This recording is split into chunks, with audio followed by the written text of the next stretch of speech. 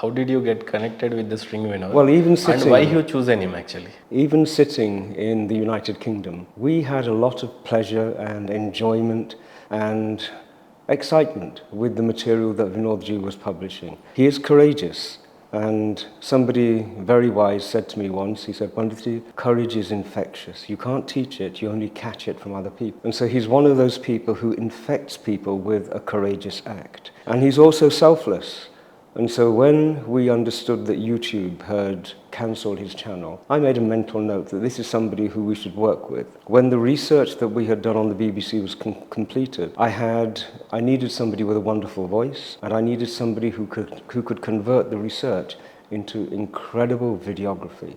And so naturally, that would be Vinodji. Then tell me, sir, actually, who funded to BBC? The BBC is a very clever organization, and there are two streams of funding. One which they make a lot of noise about, and the other which they don't make much noise about at all. The image of being a public broadcaster means that you're funded by the public, and so you need to have some sort of revenue stream which comes from there. But the real funding for the BBC comes from non-public sources. Now that is a serious concern, because then it means you can't be independent. If private sources are funding you, then they're not doing it out of just charity and because you're good friends or anything.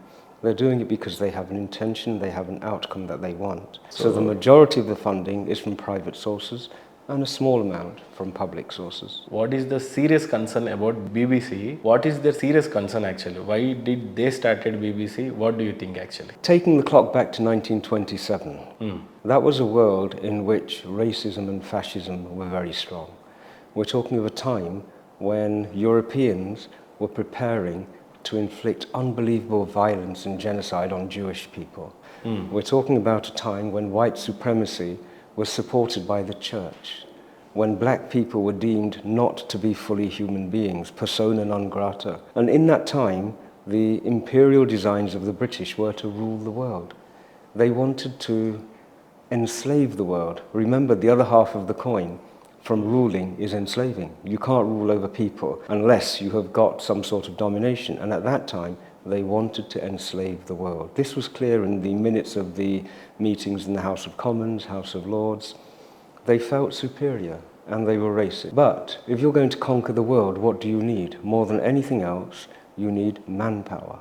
Yes. And the one place which had a huge number of people who were actually experienced in warfare was Bharat. The Bharatiyas had been fighting invasions from the northwest frontier for well over 1200 years. And so we had experience in that.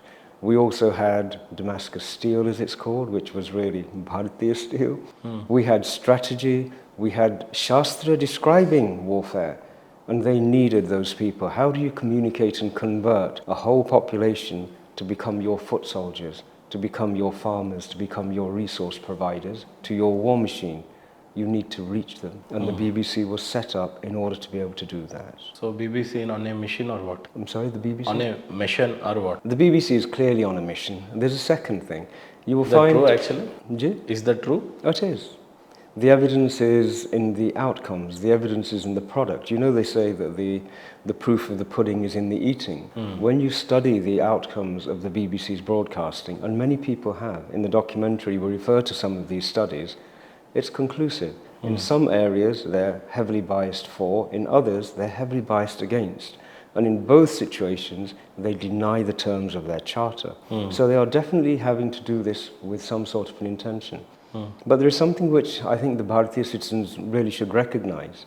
When a person steals and accumulates a huge amount of wealth, you will always find them suddenly become very charitable. They will suddenly create foundations to hide and to use some of that wealth and to create an incredible reputation for them. So you mean to say... The BBC is the reputation manager for the colonialist heart of the British Empire.